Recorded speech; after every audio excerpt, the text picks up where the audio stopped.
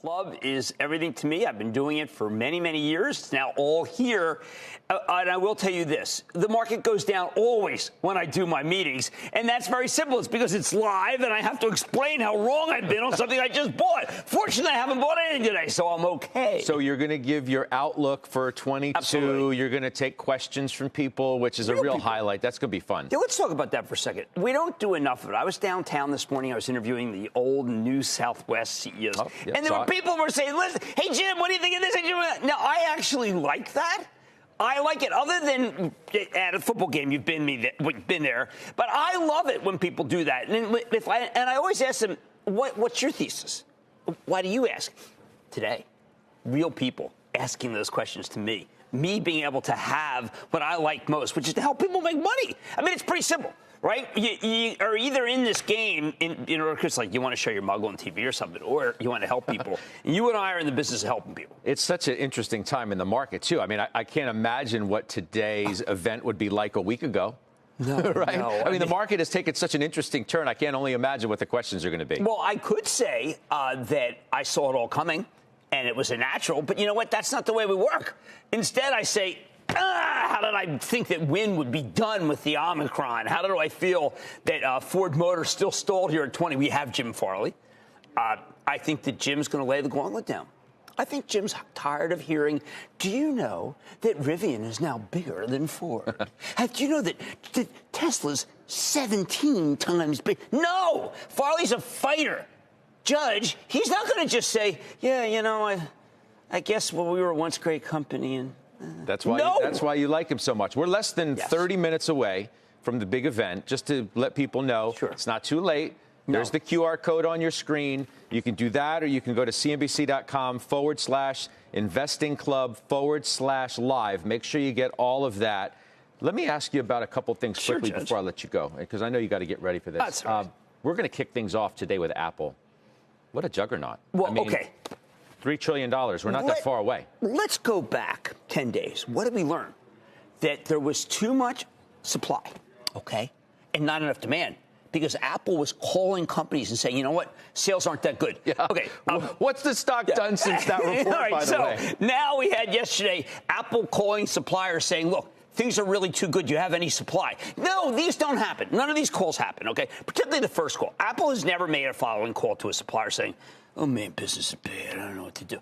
But Skyworks is up big, and Skyworks is premier supplier. And I was waiting for that one because that's like the last shoe. Now, please, you come in here, and you know I like Apple, and I want to say own it, don't trade it. But understand, Apple could be down $3 in a heartbeat. And it just could be down because the NASDAQ feels ugly today. The good thing, though, about if you're an investor in Apple, just as quickly as it can be down $3, it's proved so resilient that the minute you want to suggest, okay, well, maybe it's going to have a bit of consolidation, stock goes right back up. Right. Well, we want to defer to our bettors. When I saw that Katie Huberty over at Morgan Stanley, she took a $200 price target. Well, that's the kind of thing that says, I'm right, get on board, or else. Now, we do have a couple of analysts who remain, I'd say, diffident, if not negative on Apple. Goldman, right? Yeah. So when Goldman gets really positive, well, you know the what? greatest contrarian indicator. That's going to be a problem because that means you're already in the home field advantage part of the playoffs, and don't get greedy. Tony Sachs, you know. Tony Sachs is. Look, you know what my Nana Mary always said: if you don't have anything good to say, why bother? I'm going to let you run. He's incredibly smart.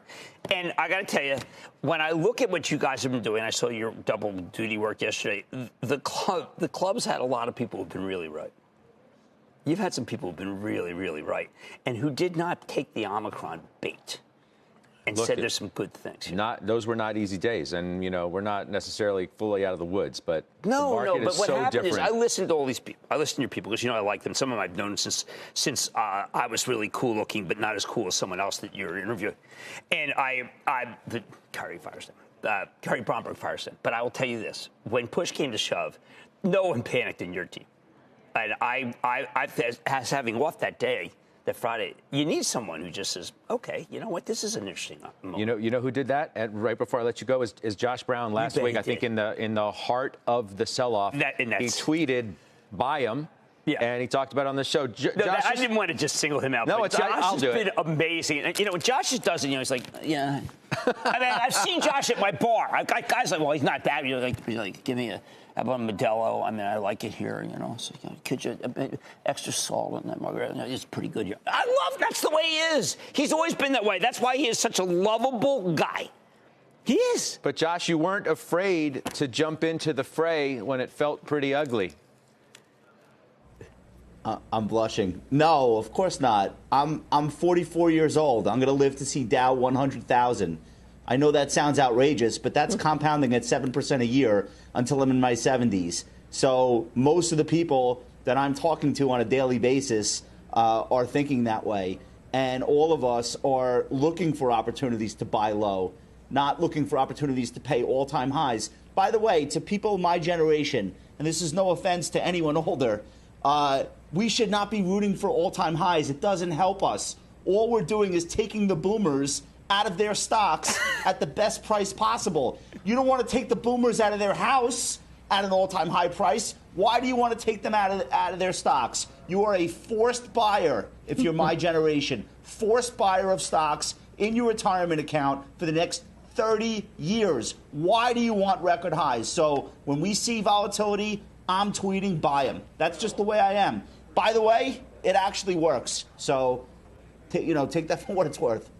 What can I say? Have a great event. Yeah, I know you got to get ready. Thank you for all your support. The whole time I've been doing this stuff, you have always supported me, and so's your team. Thank you, buddy. I love you. Well, you as well. Okay. And we're excited about what's happening bottom of the hour. There it is, CNBC.com/investing club /live. You can do the QR code, make it easy on yourself. It'll take you right there. You don't have to remember the website I just told you to go to. But there it is on the screen anyway. You have a good one. Thank you. Okay, my man? Yep. All right.